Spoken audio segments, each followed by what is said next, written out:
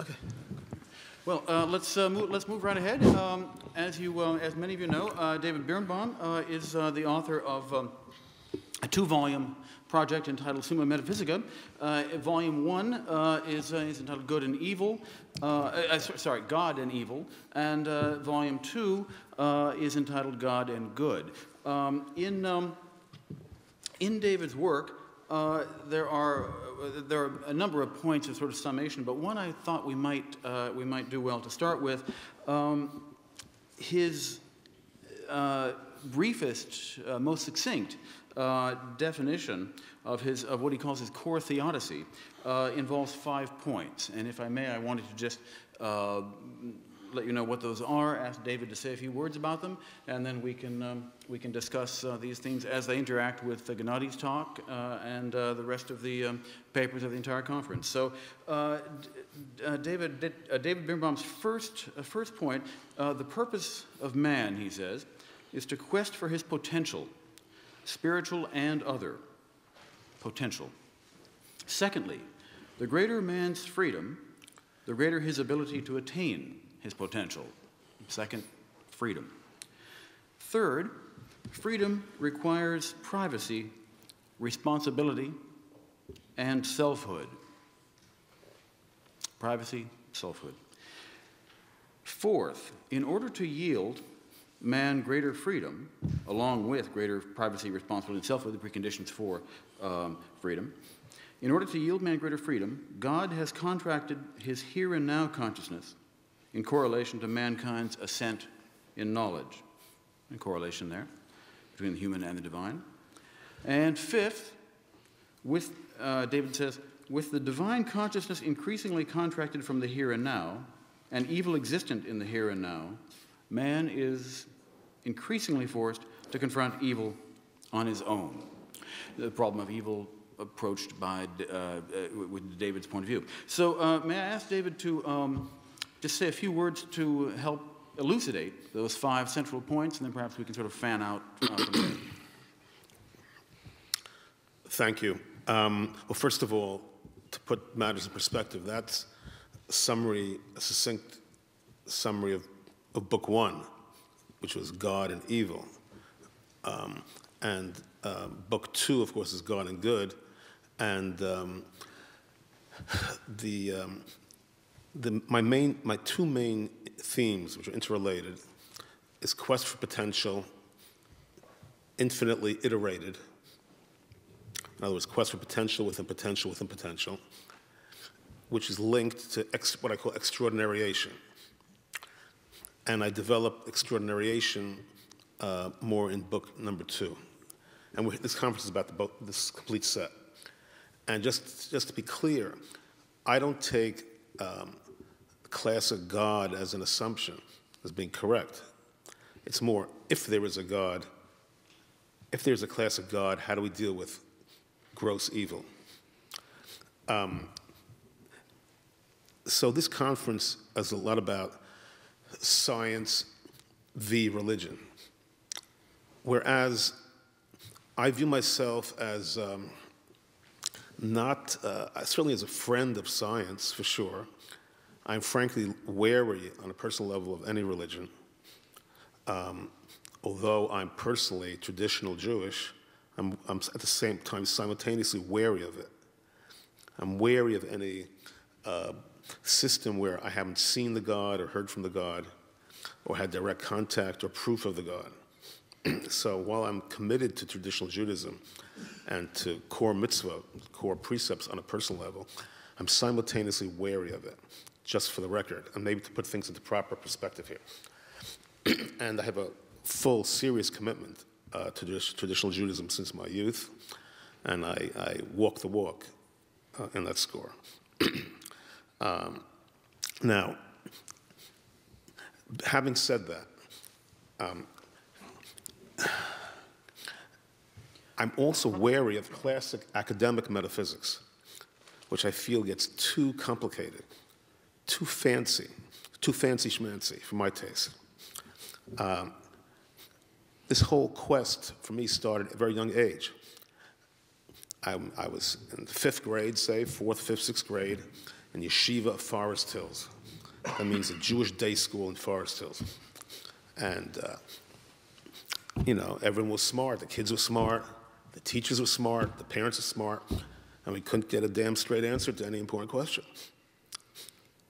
Where was God during the Holocaust? Where is God now? If there is a God, why is there such evil? We haven't heard from this God in many thousands of years, and then we're taking the word for it of alleged writers several thousand years ago. So, show me something. Now, we know there's nature out there, we know there's reality out there, we know there's pain and love out there, we know there's beauty, grandeur, creation, life, love. So we know there's all these realities out there, so where did this come from? And on vis-a-vis a secular level, from the world at large, whether it's academia or science in particular, not that science has responsibility to prove anything or to answer for anything, we couldn't get an answer in the Yeshiva Forest Hills in 6th grade to anything either. So from a secular perspective, what ignited creation? Why is there a universe? If there is a purpose to the universe, then what's the purpose? So, in a simple word, we're missing context. We're missing context, and we're missing an all-embracing gestalt or unifying theory, or missing a theory of everything. And I, like Dr. Atkins, who's here, says in his book, I like it simple. I like my core concept to be as simple as possible. I want one expletive phrase. I do not want to get complicated. At eternal origins, it had to be very simple. We could not have gotten traction unless it was simple. Now, simple can end up being complex. Like love is one word, it can be complex. Fear is one word, but can get complex. But I want basically boiled down to one word or phrase. That concept is igniting everything and embracing everything, if possible. Now, I'm not finding it in school, and I'm not finding it in shul, which means synagogue. I'm not finding it in my home. My parents are very smart people, et cetera, et cetera. So no matter where I turn, I'm not getting an answer. I go to Yeshiva Forest Hills, I go to Yeshiva University High School, I go to CCNY Engineering, I go to Harvard, business school, by the way, but I attended all the lectures. I still can't get an answer, the same answer that I couldn't get when in 6th grade, I'm not getting at age 22, 24. So on my to-do list, I said I'm a smart boy, I'm intellectually demanding, I'm going to open my eyes, observe the world, and perhaps the epiphany will come to me at some point. It's probably at the tip of consciousness, or on the other hand, at the tip of our nose, something relatively simple, but when you extrapolate it further, possibly can answer all these issues. Age 32, X number of years later, 32 minus 11, whatever that is, boom, quest for potential concept hits me as a possible, what I call simultaneous solution. Now, this is not science, because science has to be proven. And there's no tools of science at this moment in time to prove or disprove this. Maybe in 100 years, maybe in 1,000 years, science will have the tools necessary to prove or disprove it if it deems it worthy of examination. So what does this mean? Potential is a word used by us generally on a somewhat minor level, like, young man, reach your potential, become a great athlete. Young man, reach your potential, get into a Big Ten school. It's used to us in that sort of zone usually. But I'm saying use the same concept on a more grand scale. Maybe there's an overarching dynamic which not only drives the cosmos, but actually is the cosmos. So you have to all really expand your minds a little bit to get to this point. So I'm saying, and if you want to call it God, you can call this God. If you don't want to call it God, just call it quest for potential. It's like your choice. So in order for this to work, it cannot be as we sort of all learn in school, God is there and we are here. No, we are all part of what I call the divine. I don't really like to use the word God, but I have to use it in those two titles for various reasons. I propose, as a hypothesis, that we're all part of the divine. And what is this divine? This divine is pure quest for potential. And what are we? We are pure quest for potential. And what drives us? Quest for potential. And what drives the cosmos? Quest for potential. And I propose that if you examine any aspect of your life or death, if you examine any postulates in physics or any quote big problems in physics, if you observe any facet of your daily life, you will see it right in front of you. And if you face a conundrum or a block in answering, so to speak, one of the big questions, what ignited creation? What drives the cosmos? Why do youngsters fall in love? Why is this great drive to couple, mate, and procreate across all species? Why are there seemingly beautiful but weak entities around, like flamingos and butterflies, as opposed to just powerful lions abounding? Why are there the glories and subtleties of nature? I think you're able to plug in this concept across the board as a potential way to handle it. Now, I don't say this concept is right. I say it's powerful and should be considered. I, of course, am the author. The authors think their concepts are right, but I don't say that publicly. Publicly, I say, I don't say it's right. I just say it's powerful. Those are my opening remarks. Thank you very much. Let me turn to the other panel. I think we all have a number of questions we'd like to ask. I certainly do, but let me turn to the other panelists first before we open things up. Well, yes, I have a question to put to David. It has to do with framing, partly the framing used in this conference or in many papers in this conference, and partly how you frame your presentation in your books, volume 1 and 2 of the Summa.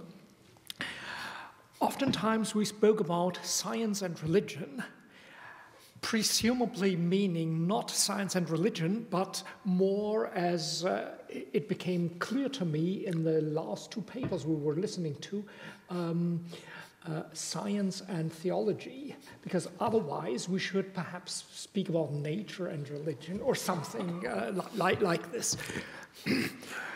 Now, if we start to talk about metaphysics and religion, or metaphysics and science, I wonder, David, whether it would be more productive to speak about something like a practical philosophy of life or a morality, and discuss how religion or how theology and how science could make a contribution to it. Is metaphysics, I'm asking myself and I'm asking you, is this the right category, or should we be more humble and think of a viable, practical way of thinking about human existence in the world? Is metaphysics a term perhaps with too much of a historical baggage? Wouldn't metaphysics even make some people just not open your books? So, this is not a humble conference. This conference goes for the gold. And these books go for the gold. They may fail, may be wrong, it goes for the gold. Now, in physics, the theory of everything generally refers to primarily unifying the theory of relativity of Einstein with quantum mechanics, plus a few other embracing related areas. But according to me, this is a very low bar. You know, sorry, but no prize. The theory of everything has to embrace everything, not just relativity and quantum mechanics, but why are there a zillion species of butterflies? Why is a young couple holding hands, falling in love? What is this unbridled desire to procreate, to bring up wonderful children? What's driving desire to have these fanatic conferences? You know, it goes on and on. If you say everything, I want embracing everything. So, again, this conference goes for the gold. What you're suggesting are other conferences, other legitimate conferences. Now, one can say, by the way, and this occurred to me during this conference, that it may have been a mistake to try to have religious theology in the same conference as science, because it may be, as was noted, oil and water. Now, one can have metaphysics and science in one conference, and one can have metaphysics and religion or religious theology in one conference. But to try to stretch the entire spectrum in one conference is a stretch. And on some level, the two ends of the spectrum of necessity have to talk past each other.